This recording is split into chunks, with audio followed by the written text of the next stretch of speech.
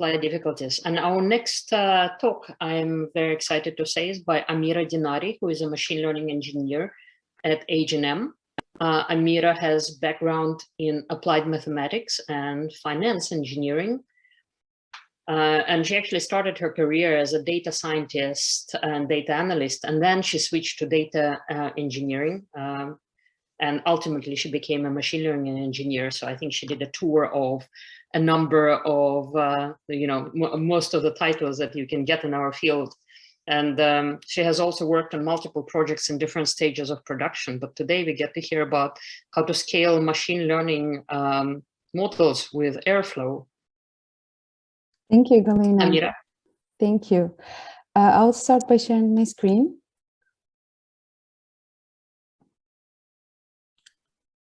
Yes, please. You can. I will stop sharing now, and you can share.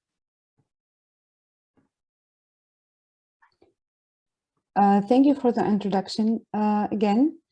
The agenda for today will be a short introduction to how I became a machine learning engineer at H&M. And then I will give the motivation on why and when to use Airflow, to scale your machine learning projects. And to start to do that, I need to give high-level introduction to Airflow and its architecture and components. And then we will dig into how to scale using Airflow, and we will end up with the question and answer session.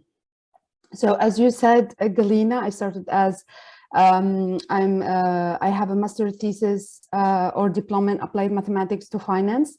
My first internship or my master thesis internship was in the computer vision domain, where I started to use Python, and that was my first interaction with Python. Before I used to use R scripts and R basically. And after graduation, I started to work as data analyst / data scientist, working mainly with IoT data, and the main focus was to set up systems that detect outliers and do anomaly detection on IoT data. And I used, again, mainly Python and R during this experience. And at that point, I started to be more aware on the importance of mastering big data technologies like Spark, Hadoop, Hive, etc. That's why I switched a bit and started to work as a big data engineer using Spark and Python, which we call PySpark, and Spark and Scala, and ended up as a machine learning engineer at H&M like a year ago. So in here to give you the motivation on why and when we needed to start use Airflow at H&M, I want to give you a story. But first, for those who don't know H&M, H&M is a fast fashion company that is present in more than 70 countries with more than 5,000 physical stores. And on online channels or on e-commerce level, we are present in more than 50 different countries. And the story was like this. When we started to try to solve a problem at H&M on e-commerce level, we started really small. We started with a POC, and that POC was using a sample of data, not for one specific country and not for the 50 different countries. So we started with a sample of data with one country, which was Sweden, and then we tested that POC. Once the POC proved to be working and successful, we tested that POC on real life or real world data. And once that proved to be working, we did the transition to industrializing and scaling that POC.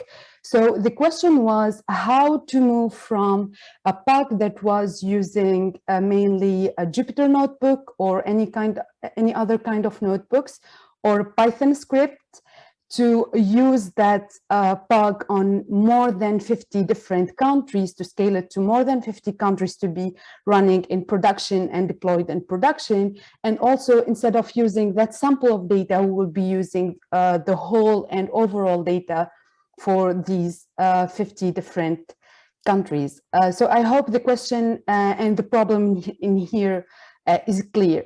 And that's why and when we started to dig in and started to search for tools like Airflow to use it to scale.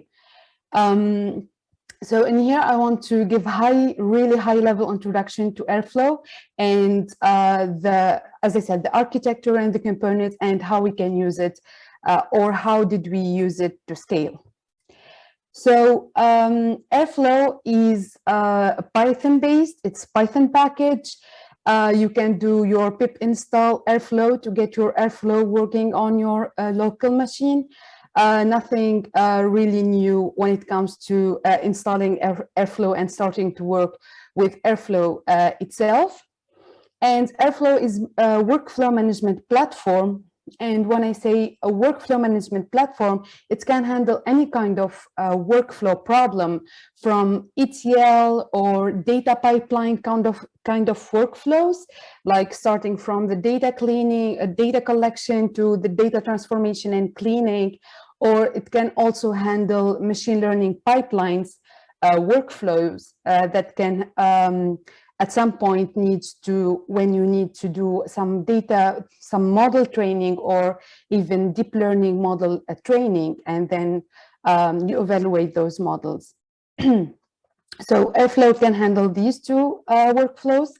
And as you can see in here, what Airflow does, it creates a DAG, or directed acyclic graph, which you see in the right side, and which is a collection of tasks. And these small green boxes are what we call a task in a DAG.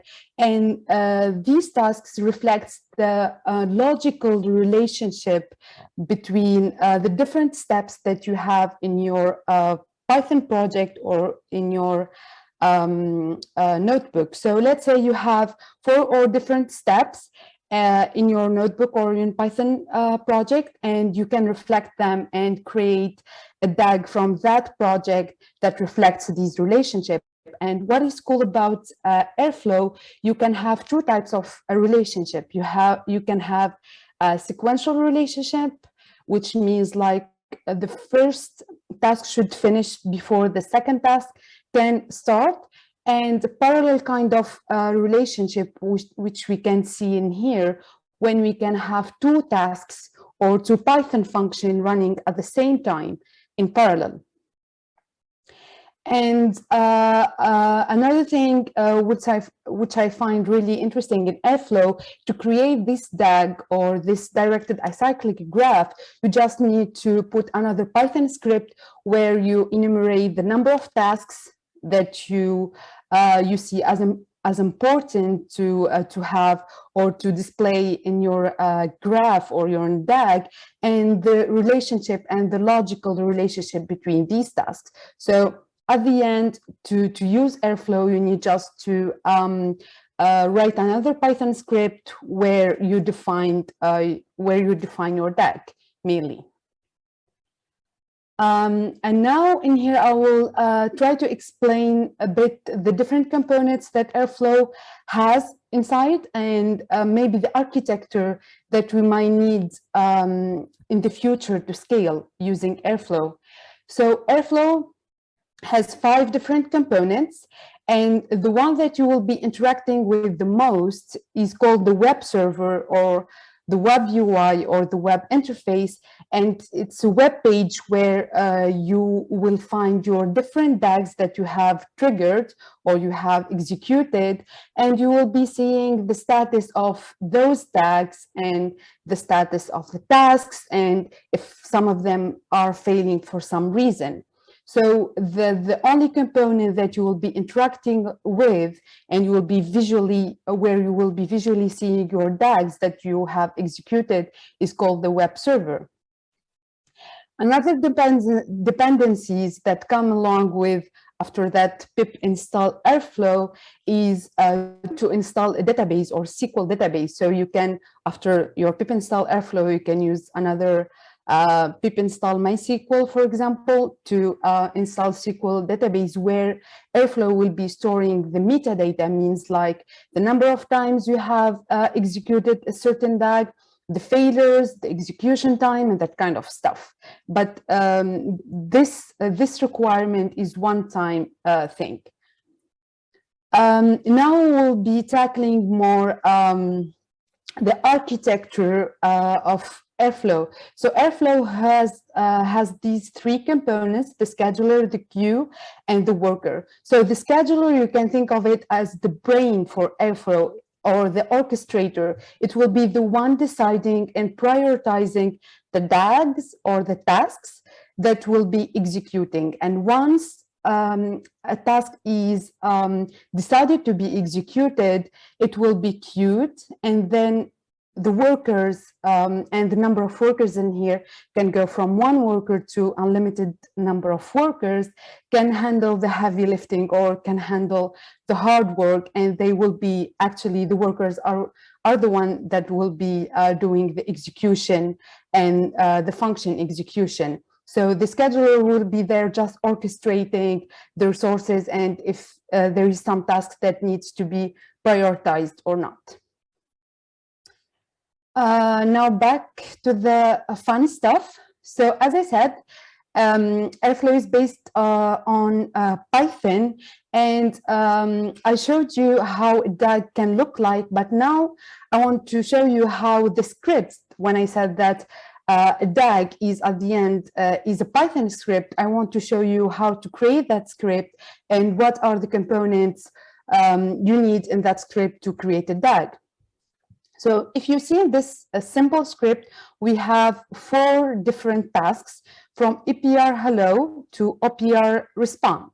And as you can see, Airflow has something that's called operator, and operator is the type of functions that you will be executing in your task. So if you want your task to execute a Python function, that will be called Python operator. But if you want your task to execute shell script or bash script, it will be called a bash operator, and so on. And also there is some external operators that Airflow can interact with, like AWS and Databricks, if you needed to use those. But now we will focus only on the Python operator, since it's the one that is calling for other function operators that we already have in our POC or in our notebooks. So as I said, these are the 4 different tasks. We have 2 of them that are Python operators. And as you can see in here as parameter, we have this greet, which is the function that the task will be, that is defined in our code, and it will be running with its own parameters. And you can see in here this last line. This is the one that is defining the DAG, and you can see in here we have a kind of sequential relationship, and this script will end up to look like this. So this line will say to Airflow which kind of relationship we need to have in the DAG. I think so far so good. Nothing new. We're still talking about Python and using Python even with Airflow. And now I want to take a step back and talk about how a classic machine learning project can look like and how we can transform that project with Airflow to scale it based on the example that I gave when we started, when we needed to scale from a POC to put the models in production. So we have 5 different steps that are mandatory in any machine learning project. The 3 first one, I like to call them ETL kind of steps. the step starts with the data collecting, the data cleaning, and we may be needing some feature engineering. Once you have finished, or you're finished with the data part, you can start focusing and tackling the model training part. And there you can use like different hyperparameters and different technique to get the desired metrics. And once you know those models, or that model is enough, and you can start thinking about using those models and deploying them on production. And that's where we talk about on model serving when we deploy the models on production. So now we'll talk about how we use Airflow to scale that classic machine learning project. And when I say scale up or scale, the first thing that we need to think about is how to reduce the overall execution time. So if that POC uses a sample of data, and that sample of data to be collected and transformed and cleaned, and to do the model training can take 8 hours for only one country, that could be a lot of wasting time when we need to do it in production. So the first thing we need to think about is how to reduce the time for our project, and how to increase the data volume, since we will be moving from using sample of data to use the overall data for not only one country, for more than 50 different countries. So, and in here we don't, and I think a lot of us have faced that out of memory issue, and this part is to overcome that issue. So I will start with reducing the overall execution time, and I have two ways, or I recommend 2 ways to do that using Airflow based on my experience with H&M, and then we'll tackle down the increased data volume part. So this is how the Python script, or the notebook, Jupyter notebook, looked like from the POC. So you can be reading different data inputs in sequential way, and those data are really independent. So there is no necessity in waiting or putting them in sequential way.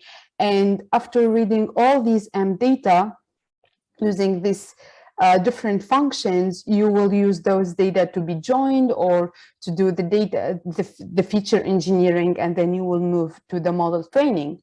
So how we can use Airflow to transform this piece of code is, first we can use that parallel relationship in Airflow to speed up the read data input part. As you can see in here, we can transform this script to the Python script that will define the DAG, and we can have our data reading done in parallel way. And in here, when I say in parallel, that means like that all these function will be running at the same time, but the feature engineering function will not start running unless all these read inputs function are done. So yes, there is parallel relationship between these functions to read the data, but the relationship between all of them with the feature engineering function still sequential. So we need to first finish reading all the data before we can move to the next task, which is the feature engineering task. This is where we can speed up from spending 2 to 3 hours in waiting to the data to be loaded and read, to have that done in maybe half the time. So this is the first way on how to use Airflow to speed up and reduce the overall execution time. And this can be done, of course, in your local computer. There is nothing, no external or new tools that you need to implement in here, or other dependencies. So you can run this in your local, of course. So the second way, or the second thing we can think about to reduce the overall execution time is the separation of concerns. And in here, I want to give an example of a machine learning project that will focus at the beginning in sequential way, of course, doing the data, ETL data cleaning for that project, and then we move for the model training and the model tracking and evaluation at the same project or at the same notebook. And then once we know that model is enough, we can start thinking about using that model in production, which we call the model serving. So what separation of concerns consists of is to separate these three main tasks to three, or these three main steps to three different DAGs, airflow DAGs, and I will tell you why. So let's say we want to move from using the sample of data to use the data for that 50 different countries. And to do that in parallel, it means like we want to do the data loading and the ETL and cleaning part for those 50 different countries at the same time. So in here we can create a DAG, and that DAG we can call it data cleaning or data collecting DAG, and you can specify your tasks that will be doing the data loading, data transformation, and feature engineering in that DAG. And once you are finished with that DAG, and that DAG is finished, you know that the data you have in there should be enough, and you will move to the model training, and you will focus on the model training. So let's say you kept it in this sequential way. So every time you want to focus or try another hyperparameter or another technique when it comes to the model training, if you keep it in the sequential way, you will need to read that data over and over again, which is not a good practice. So separating these three steps will guarantee that once you know that you are finished with the first step, you will move and focus on the second step. So once we are finished with ETL data cleaning DAG, we'll start with the model training and tracking DAG. And in here, you can even for one country, you can use like, you can train 2 or 3 models with different techniques and different hyperparameter tuning. And once you are satisfied with the metrics you have for those models, you can use another DAG that will be serving and deploying to production, which means they will be printing and giving the prediction based on the trained models. So I hope this slide is clear on how this separation can help us to separate and to reduce the time when it comes in focusing on the model training part, rather to do the ETL part, which is not necessary and which is one-time thing to do. Now we'll move to the increased data volume. So again, we said we want to move from a POC or proof of concept where we are using sample of data to use the overall data. And when you are running POC, or any of us who's running POC, they will be using in 90% of the times their local machines or a single machine. So one way to increase the data volume is to increase the resources you have. And in this case, I recommend to move to any cloud computing resources like AKS or GCP or AWS, and where you can configure and you can increase in and down the memory and the CPUs needed to run your project. And in that case, you will have flexibility in case you needed more data, you needed to read more data or less data. This is the first one, if you want to increase your resources in order to not have that out of memory issue when you increase the data. The second one, and which is more powerful when you combine it with Airflow, is to use Kubernetes. And for those who are not familiar with Kubernetes, Kubernetes provide a cluster of machines or compute resources that are related to each other in that master-slaves relationship that we have seen in Airflow. And in that case, Kubernetes, and the good thing about Kubernetes, and I find it really interesting, that for each machine or for each computer resource, you can define your memory and you can define your CPU. So let's say, for example, in one of our DAGs, we know that the model training, if it's machine learning or deep learning model, it can take and it can require a lot of resources. So in Kubernetes, you will be able to give this specific task more resources, more memory, and more CPU compared to the other tasks. So you will not be wasting resources on the other ones if they are not memory heavy, for example, and you can configure our workers in Kubernetes depending on the task, if you know if it will be a heavy task or not. So this is the first